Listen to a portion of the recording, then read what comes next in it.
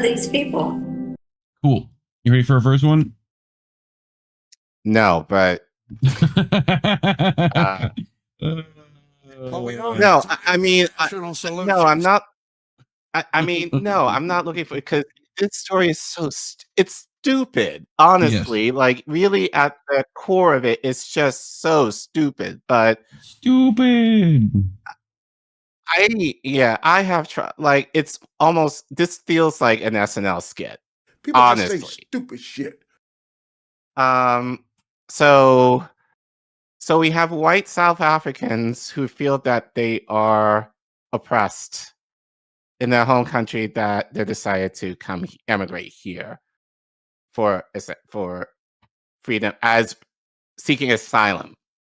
That's the gag. It's like this, looking at for seeking asylum here. White South Africans coming here. So yeah, it is very ridiculous.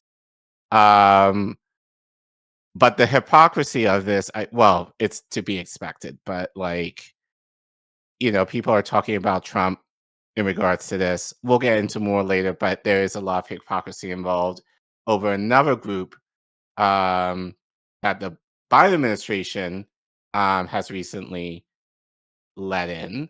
But we'll get into that later. So immigrating, thanks, Desert Mantis. Immigrating, not emigrating, yes. You're saying we need more white racists so that the Ukrainians don't feel lonely? Those refugees? Yes. Okay. I guess. So so I want to first report on this from Truthout. This article was written by Schyuler Mitchell. We haven't read it from her in a minute. But she writes quite a bit on Truthout from time to time. So she reports Trump is bending the refugee program to fit his white nationalist agenda. Trump is using the baseless claim of that in all is just wild. White genocide, promoting by the likes of Elon Musk to grant asylum to Afrikaners. So Afrikaners, for those of you who don't know, Elon's been pushing that into Grok as well. That's a narrative he deliberately put in there. Right. So yeah. Fun stuff, right? So for those of you who don't know, Afrikaners are white South Africans of Dutch descent that colonized the country to which apartheid. Yes. Essentially. So but they're of Dutch descent, those of you who don't know. So Schyuler continues. Standing at Dulles International Airport in Washington, D.C. on Monday, Trump administration officials welcomed 59 white South Africans to their new home in the United States. We respect what you have to deal with these last few years, Deputy Secretary of State Christopher Langdahl told a small crowd. We're excited to welcome you to our country where you think you will bloom. Trump's executive order prioritizing South Africans under the Refugee program is likely due in part to his close relationship with Elon Musk. Yeah. The billionaire SpaceX CEO grew up in a wealthy family in apartheid-era South Africa and has publicly claimed that white South Africans are persecuted for their race. Peter Thiel, another one of Trump's far-right billionaire backers, also spent years in apartheid South Africa and has praised that system. But Trump's fixation on Afrikaners runs deeper than his political allyships. For years, Trump has indirectly platformed the white genocide conspiracies of South Africa's far right. That rhetoric, recently manifested in concrete policies and actions, lays bare the white nationalism at the heart of Trump's agenda. Ooh, can you scroll in, please? Yeah. Because that's hard to read. Rallying against the South African government's supposed racial discrimination against its white minority population, Trump's February 7th executive order also included a freeze on all aid to South Africa. At the center of the executive order's ire is a land reform law, the Expropriation Act of 2024, signed by the South African President Cyril Ramaphosa in January. Despite making up just 8% of the population, white South Africans own more than 70% of the country's farmland. Conversely, black South Africans, who comprise 81% of the population, own less than 5% of agricultural land.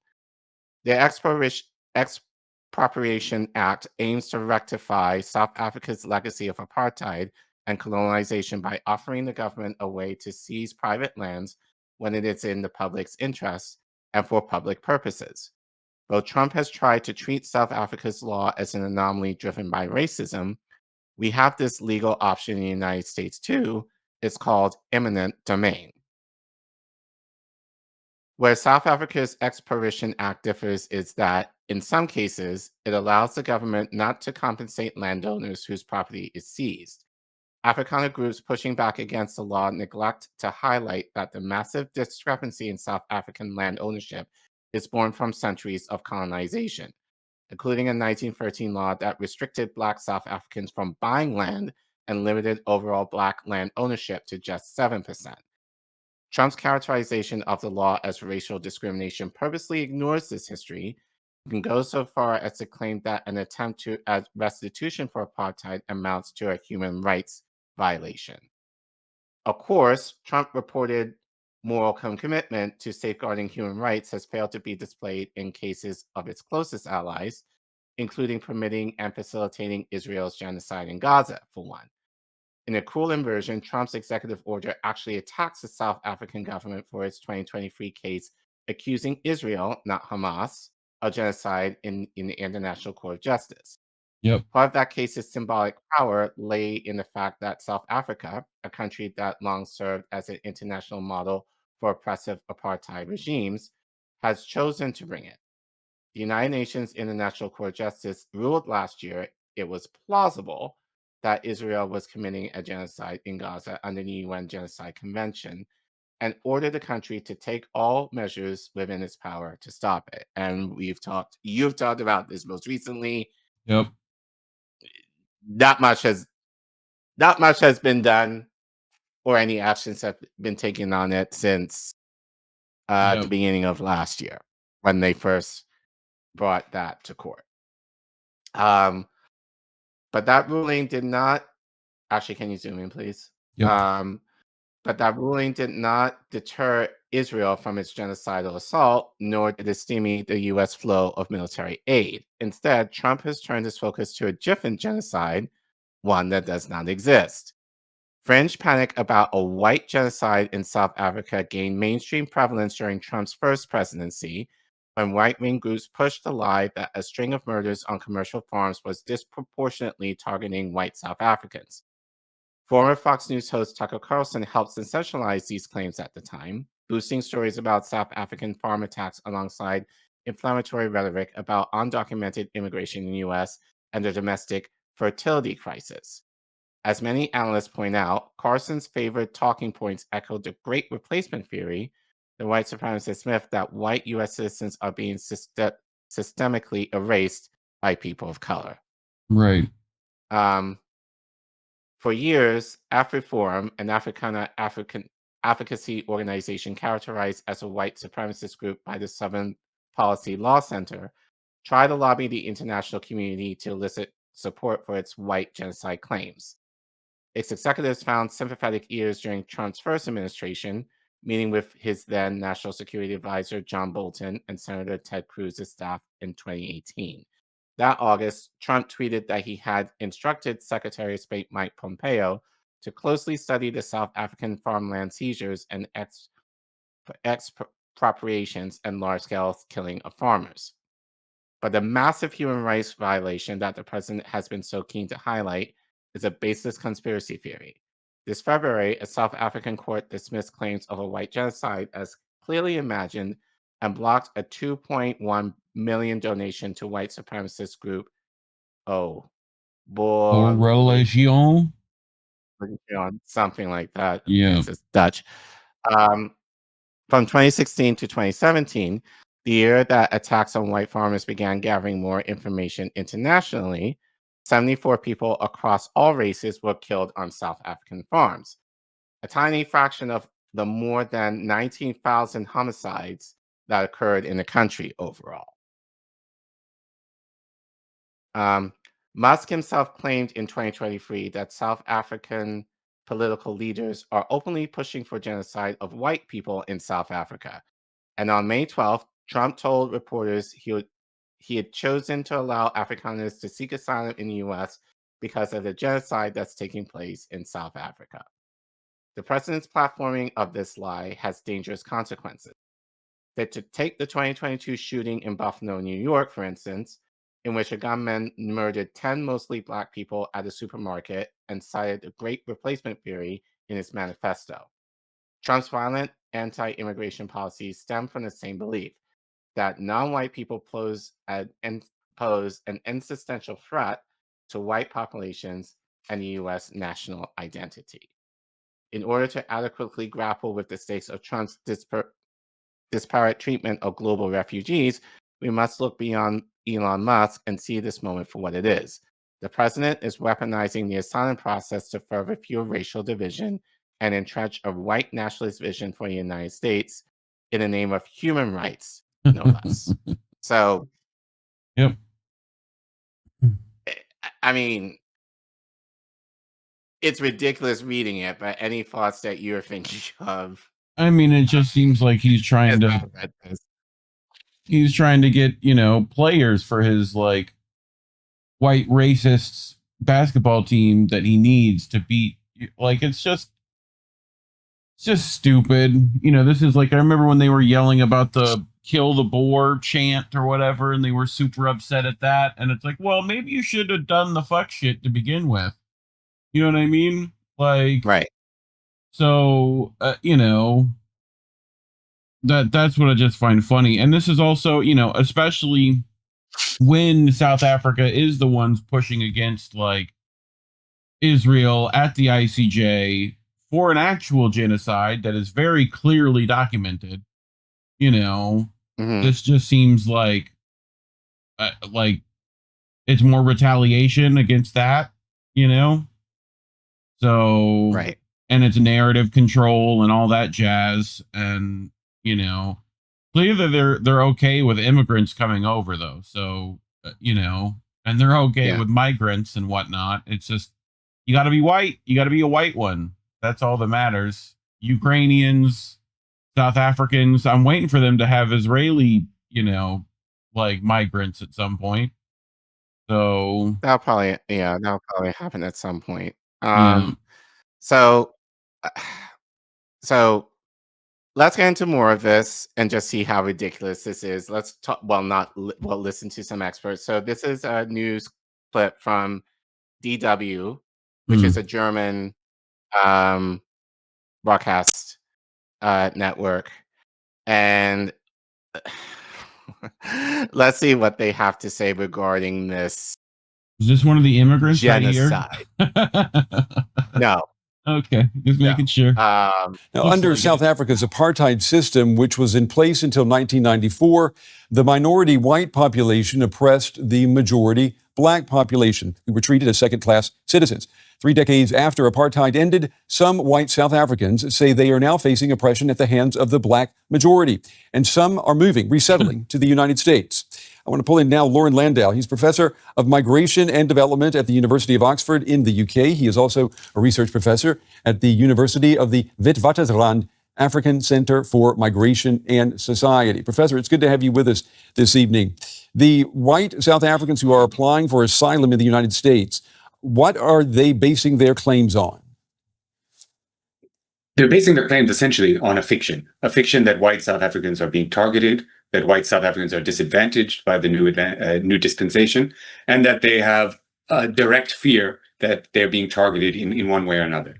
Of course, their privileges of the past have been diminished somewhat, but by no means are they disadvantaged by South African standards. And so what we're seeing is, in fact, a claim based almost entirely on a fiction and on random incidents. What about the claims by U.S. President Trump and Elon Musk that white South African farmers are victims of racial discrimination?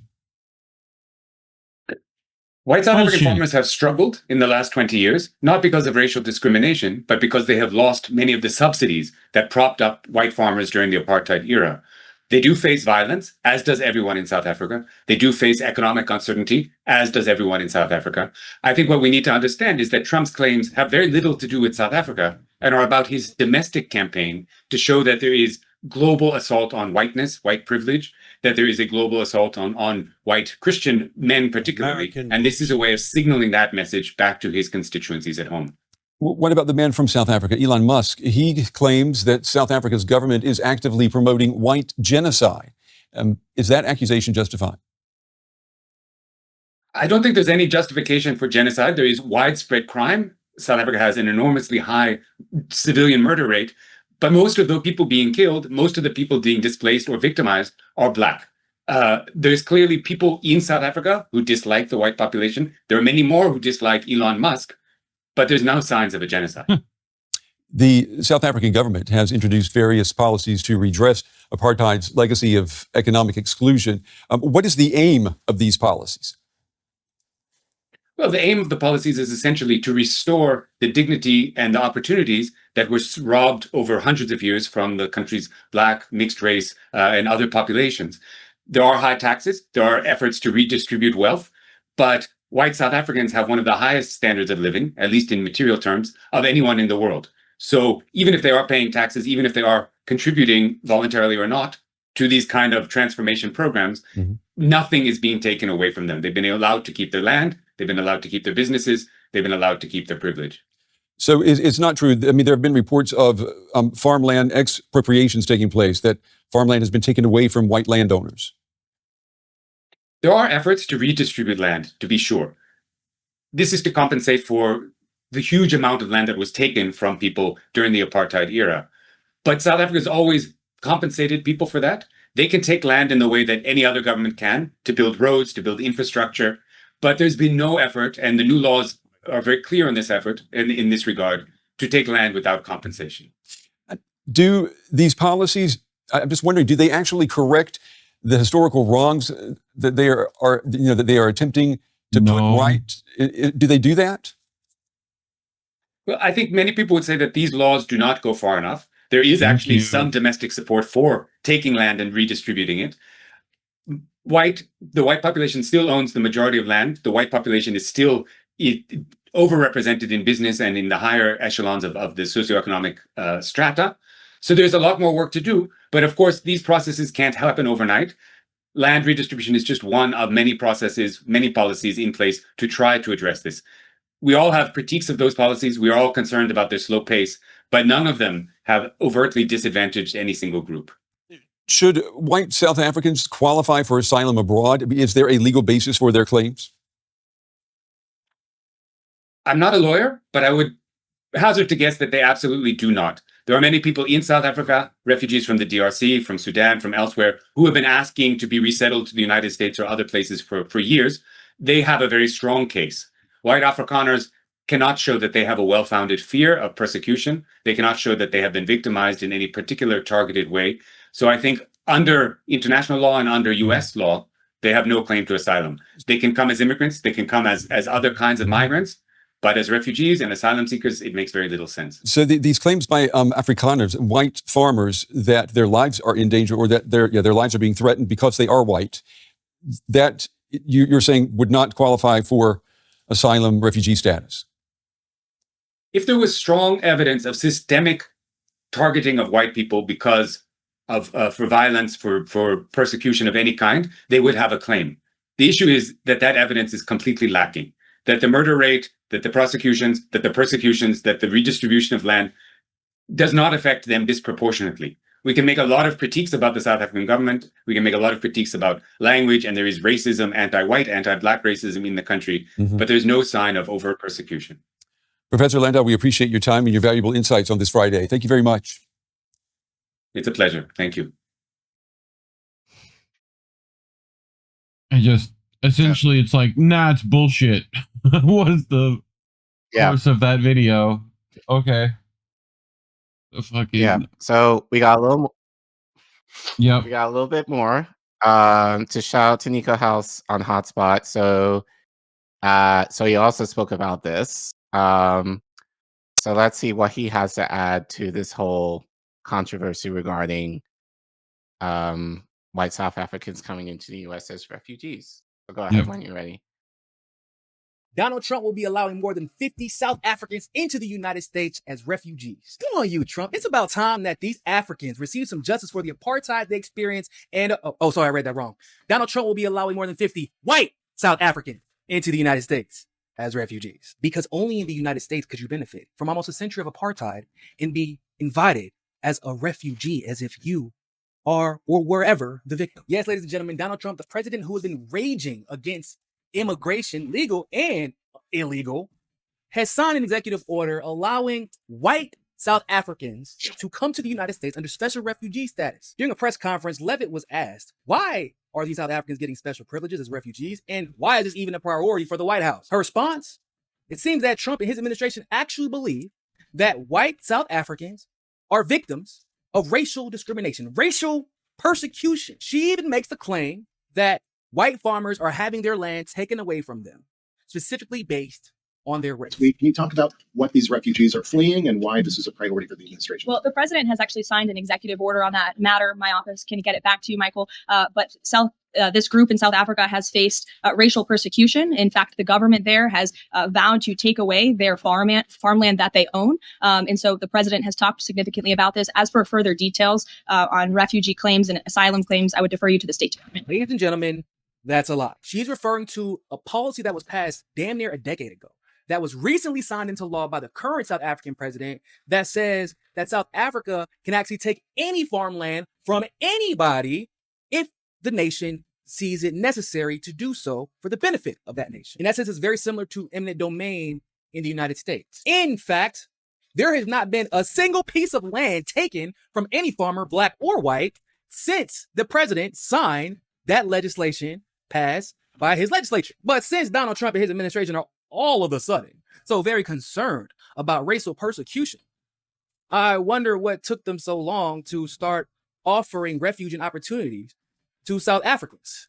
considering, like I said, it was an apartheid state for damn near a century. And even after that, they still suffer from the effects and the impact of the apartheid policies that were once in place. Is it because those South Africans are black and these are white? But it's a genocide that's taking place that you people don't want to write about, but it's a terrible thing that's taking place. And because it seems like it's because those South Africans are black and the ones you invited are white. That kind of seems like the only justification you have for inviting them for refugee status. And what's crazier than lying in an executive order, pretending as if these South Africans experienced some type of discrimination or racial persecution, is the fact that all of these anti-immigration MAGA people have all of a sudden gone really quiet upon hearing this announcement that South African refugees are coming and getting special refugee status. Now, I don't want y'all to get it twisted. This isn't just a pause issue. there. This is a pattern.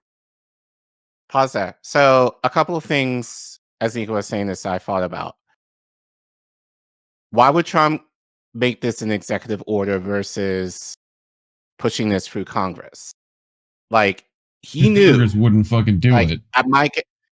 Exactly. You know? I would guess even among the Republican base. Now, granted, like, and Nico's gonna get more into this later regarding the Democrats. But like the idea that, now granted they're white, but it's still immigrants coming in, and as refugee status, you're gonna get like favorability, like you will be qualified for certain perks that white, poor Americans are not getting themselves. In fact, you know, they're talking about cutting Medicaid right now, which will obviously affect a lot of white Americans here.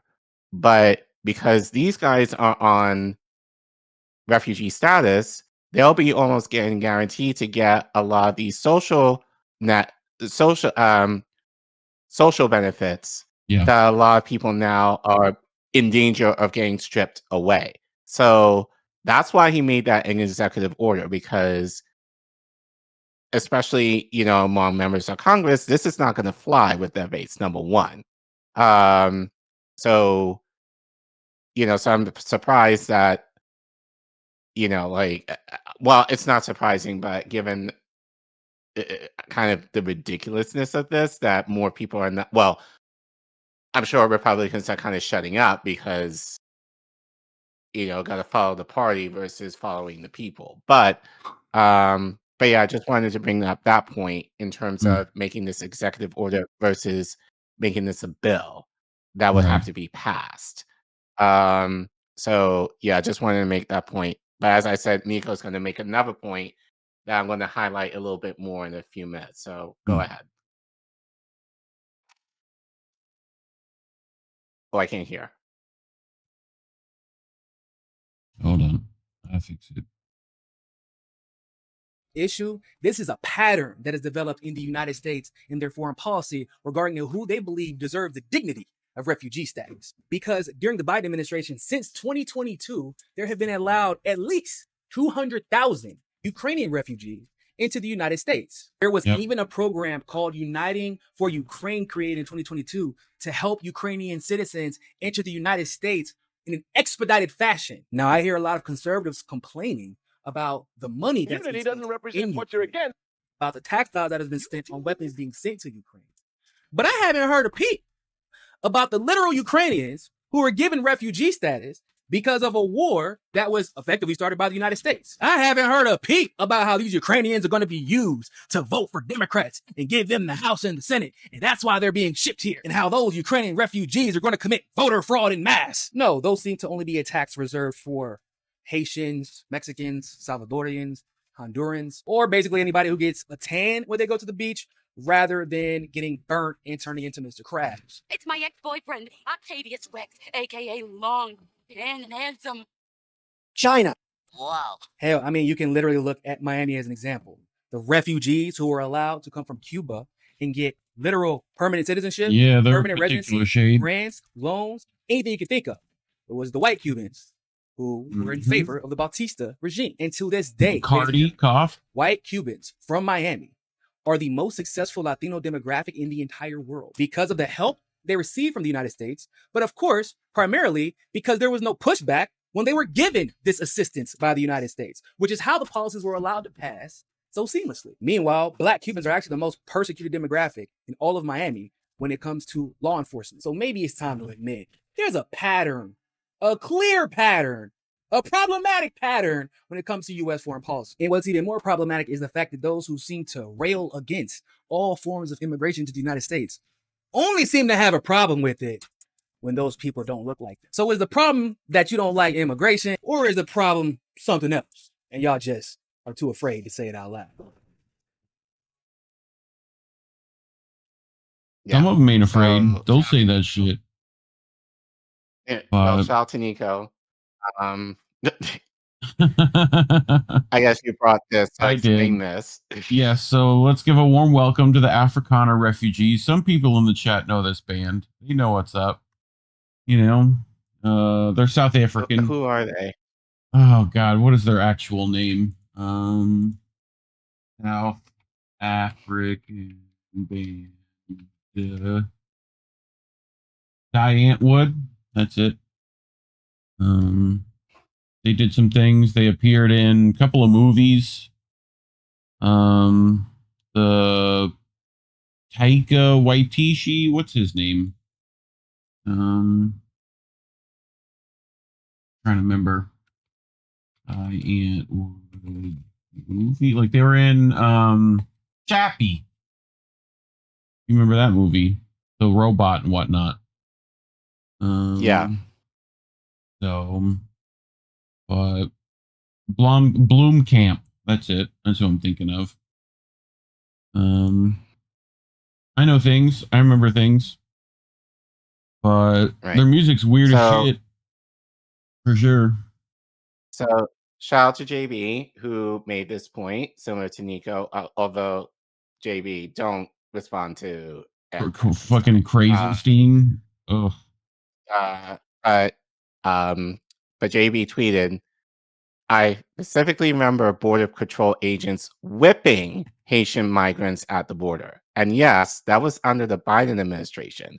Also, didn't Biden facilitate refugee status to Ukrainians? So please remind me what is so different between the two major parties. Don't worry, I'll wait. And then someone responded to him at Luke Carlos said, the difference is Democrats are better able to exploit this system and use it to deport even more brown people than Republicans. This despite Republicans' suspension of the rule of law and balance of powers and public displays of fascist tactics. That tweet right there. Yeah. So yes, Republicans are more overt in their fascism. Democrats do it too, and more often than not, they do a lot more of it. It's just that you don't hear about it so much when Democrats do it. Yeah. And unfortunately, I didn't get this tweet up, but I got it earlier tonight. But I'll read it. This is from Creole Comrade, who tweeted, Kamala can directly tell Guatemalans, do not come. And then that same administration grants asylum to 200,000 Ukrainians and they're all silent. Liberals are spineless fucking jokes of people. So, yeah. So don't forget, like at least with Trump, he only right now has offered asylum to 50 Afrikaners. Biden essentially allowed 200,000 Ukrainians to come in. And I seem to remember a story where Ukrainians were actually getting priority in terms of getting full scholarships or at least some aid at HBCUs that Black people at these colleges and universities weren't necessarily getting. So I seem to remember that over a year or so ago, but no one talked about that. As I said, just for a laugh, I got this TikTok to close the segment. So, I mean, we heard from Nico and we heard some, from JB.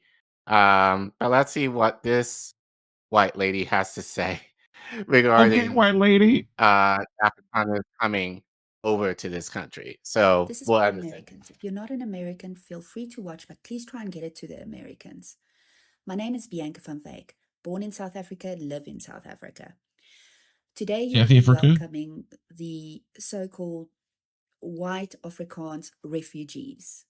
They are there based on an offer made to them, which I must say was informed by disinformation about South Africa. Now, I've seen a lot of takes on who Americans think they are receiving. Okay, you are not getting successful, professional, white, middle class South Africans that are fleeing South Africa. The people you are getting are the people that believe that there is discrimination against them based on their race. Keep in mind, we live in the most unequal country in the world. We have, for instance, 70% of agricultural land and agricultural holdings are owned by white South Africans. 62 to 68% of top leadership positions in corporate are filled by white males. There is a huge salary disparity between white South Africans and the rest of the population. And there are a number of other indicators which shows you that this story of discrimination based on race is false. Another thing that I wanted to say is that you will get certain so-called refugees that have experienced crime. However, in South Africa, no one is exempt. These people that you are welcoming assume because they're white, they should not experience crime. The people most affected by crime in South Africa happen to be Black people that live in poverty. So as you open your doors and welcome people, and you're going to get a lot of information and disinformation from these people, please do keep that in mind. Oh, I also would like to say all the best and good luck to the Americans. Look at my African American over here. Look at him. Are you the greatest? Do you know what I'm talking about? Okay. We now know what he's talking about. That's the African Americans he wants. So Right. Ugh.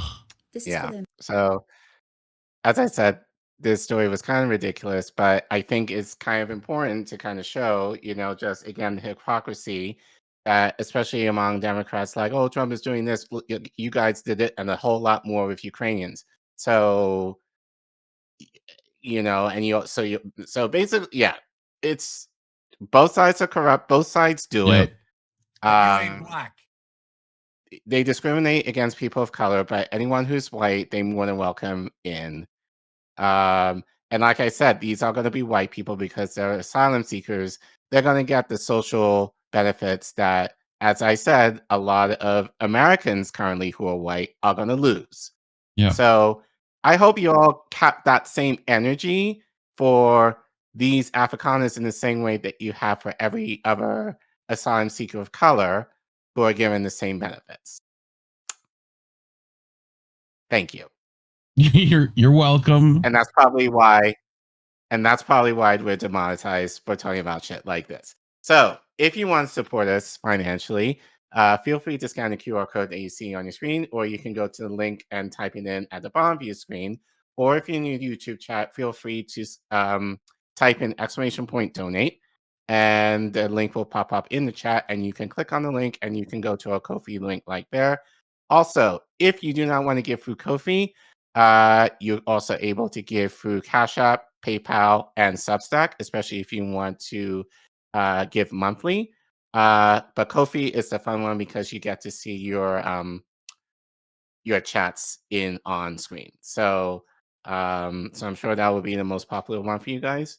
That being said, we also know that a lot of you are kind of struggling financially right now, and we more than understand that. Again, just you being here is gift enough to us.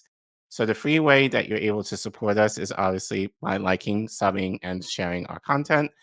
And let us know what you think about this white genocide allegedly that is happening in South Africa and what is causing these migrants to come here.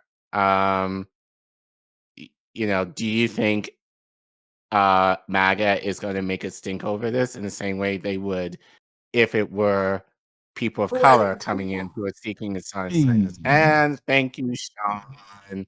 Yeah, do what Sean Money did. back, Be more Sean. like I'm just going to Sean. call you. Who gave us a heart and $10, so thank you. And yeah, help us get to free K. We're very close to 2,500. I think we're about 83 folks away from 2,500 last I checked. And thanks for watching.